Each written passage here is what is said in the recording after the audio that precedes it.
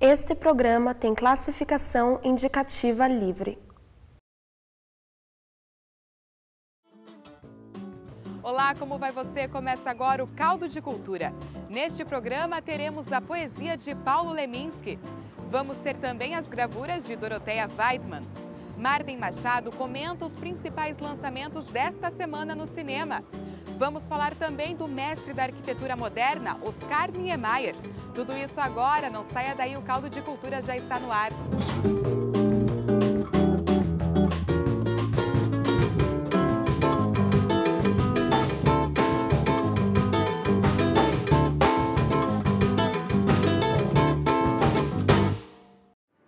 Dessa vez, o nosso passeio é pelo Museu Oscar Niemeyer, o Museu do Olho, o MON, chamem como quiserem. Todos os anos passam por aqui milhares de turistas, brasileiros e de fora do país. Neste ano, 2012, o MON comemora 10 anos de história. E nós, do Caldo de Cultura, vamos mostrar para você este local.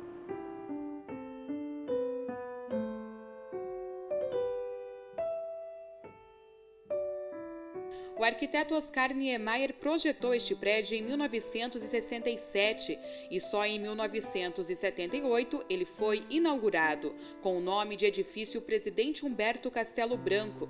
Na época, o prédio foi ocupado pela administração do Estado.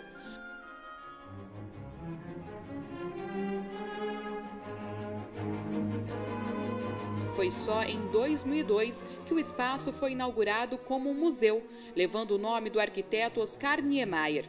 O museu tem mais de 17 mil metros quadrados de área expositiva, a maior da América Latina. Em 2002 foi feita a inauguração desse museu, que é um projeto já de 79, que isso aqui era para ser chamava Instituto de Educação. Não foi o Instituto de Educação, ele se tornou um espaço para secretarias. E em 2002 foi restaurado essa parte onde era a secretaria e foi acrescentado a ideia de ser um grande museu da América Latina. Hoje ele é o maior museu da América Latina. Olha, foram um número altíssimo de exposições e, além das exposições, foram feitas todas essas publicações, que a maioria delas são internacionais, e algumas grandes exposições que foram os museus de artistas que trabalharam aqui no Paraná, foram um reconhecimento que o Paraná queria mostrar ao grande público. Eu posso dizer, até uma delas eu fui curadora, que foi a do Guido Viaro. Houve exposições de outros artistas paranaenses, como Debona, Guido Viaro, Fraisleb, do Bacum. Esse foi uma missão que eu acho que o museu veio e cumpriu com grande força. Oscar Niemeyer é considerado um mestre da arquitetura moderna. Ele nasceu no Rio de Janeiro e lá se formou em Engenharia e Arquitetura pela Escola Nacional de Belas Artes em 1934. Niemeyer é autor de projetos importantes como o da cidade de Brasília, capital do país, e do prédio do Museu de Arte Contemporânea de Niterói. O trabalho do arquiteto é conhecido internacionalmente, também criando projetos para a Argélia e para a França. Niemeyer utiliza no prédio do MON uma técnica que ele aplica muito, a tecnologia do concreto protendido, que permite a criação de grandes vãos livres entre as colunas e a construção de grandes balanços. E daqui a pouco nós vamos falar mais sobre o Museu Oscar Niemeyer, vamos mostrar as exposições que estão em cartaz aqui, mas agora tem novidade na telinha da UFPR TV, confira. Desde o começo do ano que boa parte da programação da UFPR passou por uma série de renovações. E a partir da semana que vem, as mudanças continuam e os programas da nossa televisão vão ficar de cara nova. Vinhetas e trilhas inéditas foram criadas para eles. Ao todo, são 15 programas exibidos pela UFPR TV que tratam de educação, saúde, cultura, música, profissões, cinema, economia e temas da atualidade. As novas aberturas e as chamadas vão ganhar um ar diferente, mas, segundo o responsável pela criação das vinhetas, a identidade de cada programa deverá ser mantida. O processo é o seguinte: eu tenho acesso primeiro à animação anterior, à vinheta anterior, e a partir daquela vinheta e do que o programa trata, né, eu vou começar a elaborar um processo criativo e vou começar a desenvolver uma nova abertura. Quer dizer, vou manter a identidade do programa, as mesmas letras, as mesmas fontes, as mesmas cores, e apresento uma nova proposta. E a partir desse momento, quando eu termino o trabalho, essa vinheta ela é passada para o Caio, que vai fazer a trilha sonora. Pegando, por exemplo, o Olho Clínico, né? Então, existia uma identidade visual para todos os programas da TV da UFPR. Como o Olho Clínico trabalha sobre a questão da saúde, né, a proposta dessa vinheta foi feita o seguinte: eu criei o corpo humano com várias telas ao lado, batimento cardíaco, uma ressonância magnética, como se fosse feito um scan do corpo humano. Então, você mantém a identidade, que eu digo, as cores do programa, o título do programa permanece o mesmo, só que a forma de você apresentar esse programa ela é diferente. E depois que as vinhetas estão prontas, chega a hora de colocar a trilha sonora. Aqui nesta sala, o responsável por este setor cria e compõe as trilhas. Caio Basileu já explicou ali como é que é, né, o processo criativo para criar uma vinheta. Aí depois que ele termina, ele manda para você e você cria a trilha. Como é que é esse processo? Você assiste, vai colocando, vai criando, né, compondo em cima? Como é que é o processo até se chegar a uma trilha? Eu acho que o principal é se basear no que o Basileu fez, né, no trabalho gráfico dele. Tentar pegar algum clima ali do que ele fez, né, alguma intenção que ele tenha feito. Pode ser algum elemento mesmo, algum elemento gráfico que ele tenha usado, e tentar fazer uma música em cima daquilo, daquele tema, né? Daquele clima, digamos. Você que criou todas as trilhas, então? Fui eu que fiz a criação, né? Através de um programa, um software que a gente adquiriu aqui na TV, chamado Logic Pro, que ele permite que você crie vários instrumentos dentro dele, né? Várias simulação de cordas, de piano, guitarra, tudo você consegue fazer. Então, se você tem uma certa noção de música, assim, você consegue fazer coisas bem legais. Caio explica como foi feita a trilha sonora de um dos programas, o Olho Clínico. Basicamente, o Basileu fez uma vinheta baseada no corpo humano. A figura central é o corpo humano. E algumas imagens de coração, de coisas que funcionam dentro do corpo humano. Daí a ideia foi pegar esses sons mesmo, né, de batida de coração, de aquelas máquinas que medem a própria vida, né, do paciente, e transformar isso numa música. A trilha tem como base rítmica a batida do coração. O resultado foi este.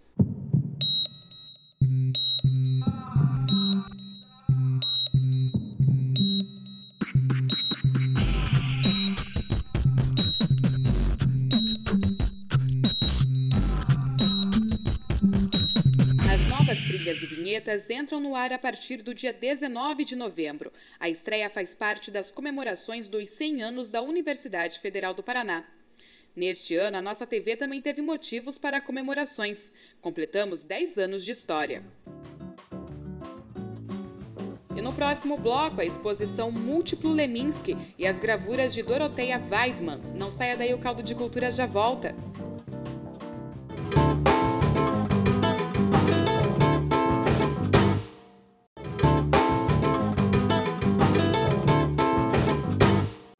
Olá, estamos de volta. Continuamos aqui no Museu Oscar Niemeyer. E agora nós vamos falar dele, Paulo Leminski, um dos mais importantes escritores paranaenses. Ele encantou o Brasil com a sua forma de escrever, poemas breves, haikais e prosa de boa qualidade. Sem falar nas habilidades para as letras de música, histórias em quadrinhos e para a publicidade. Sim, ele foi múltiplo. E o Olho, que é o espaço mais nobre e o maior do MON, sem dúvidas, foi o melhor lugar para receber tantas facetas.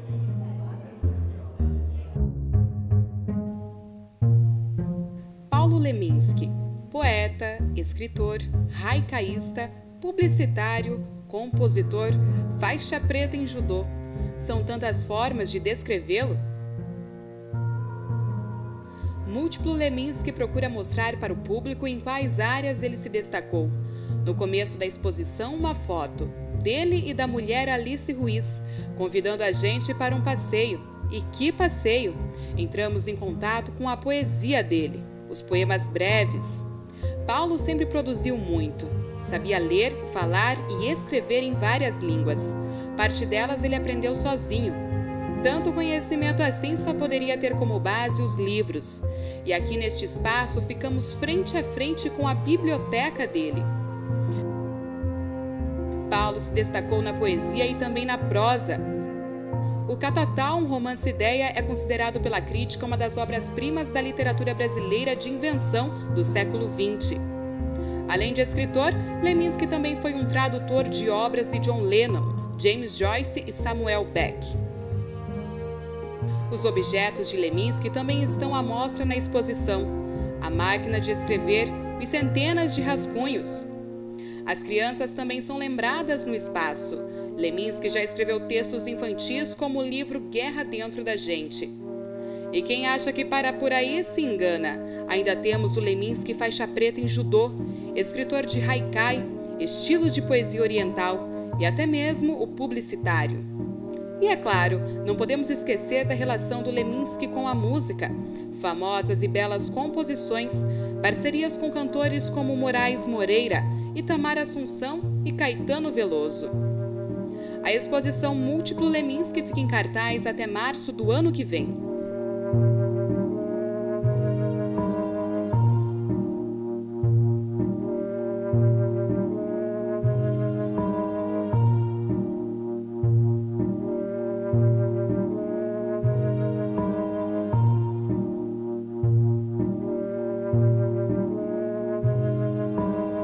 Bom, e aqui no Museu Oscar Niemeyer também estão em cartaz as gravuras de Dorothea Weidmann. Confira. A matéria-prima essencial para a obra de Dorothea é a natureza, daqui ou de qualquer lugar. Dorothea já viajou diversos lugares do mundo, procurando esta que é a sua fonte de inspiração. A artista é alemã, mas tem raízes em Castro, no interior do Paraná. Aqui ou em qualquer lugar, reúne 51 trabalhos de Dorothea. Ela utilizou a xilogravura na maioria dos seus trabalhos. As obras da artista estão expostas na Galeria Niemeyer.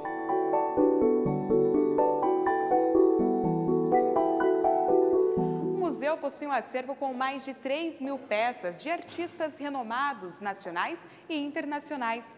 Aqui nesta sala do MON, o visitante vai poder conhecer as mais novas obras do acervo, que foram adquiridas a partir de 2011.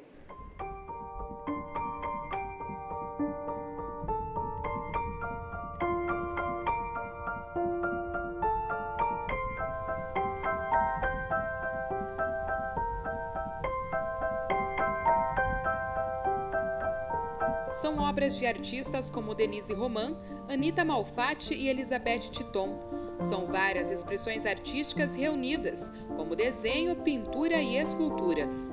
O acervo desse museu ele iniciou com o Museu de Arte do Paraná. O primeiro acervo do Museu de Arte do Paraná foi feito, é até uma história que eu acho assim, que é muito interessante. A gente tem aquele forma de falar que o curitibano ele não se promove, né? Eu acho que foi um movimento muito interessante quando a gente iniciou o acervo. Foi um grupo de artistas que sentiu a necessidade de preencher um espaço, que é o espaço ali onde é hoje o Museu Paranaense, para fazer um Museu de Arte do Paraná. Aquele espaço ia ser a casa do governador e, antes de ser o espaço da casa do governador, os artistas se reuniram e fizeram um levantamento de todas as obras que estavam espalhadas pelos espaços das secretarias e reunimos o primeiro acervo que foi exposto naquele espaço e o Museu de Arte do Paraná foi criado. Esse foi o primeiro acervo desse museu. O segundo acervo que veio a ser colocado nesse museu foi do extinto Banestado. O Banestado tinha salões e sala de exposições. E a grande coleção do Banestado foi passado por uma comissão e foi o segundo acervo grande desse museu. E o terceiro acervo que veio agregando a esse museu foram as aquisições e doações. São mais que 3.000 obras de excelente qualidade que iremos mostrar agora, a partir do dia 22, um histórico dessas obras. E no próximo bloco, continuamos nosso passeio pelo Museu Oscar Niemeyer e as críticas de cinema com Marden Machado. Não saia daí, o Caldo de Cultura já volta.